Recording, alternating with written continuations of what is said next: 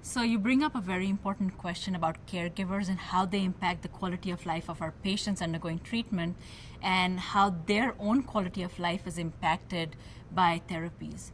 A lot of work has been done in other fields. There is very, very limited data in CAR T-cell therapy, and we did not look at what's the impact of the therapy on a caregiver's quality of life. At our institution, all patients are required to have a caregiver before they can undergo any cell therapy. So every patient at our institution, or almost every patient, had a caregiver.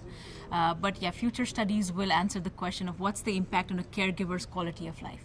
What I can tell you is that we did a qualitative study, so not the study that we presented at ASCO.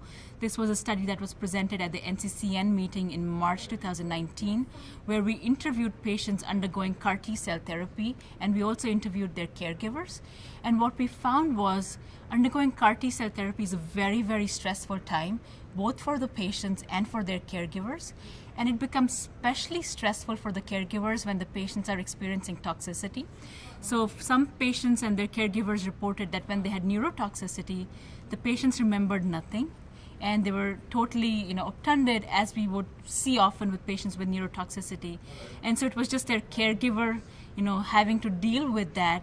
And therefore, as a result of that finding, we have instituted more social support for our caregivers so that someone checks in with them, not only the clinical team, but from social support, so that they don't feel that they're alone, because their family member is not coherent at that time, and it can be a very scary moment.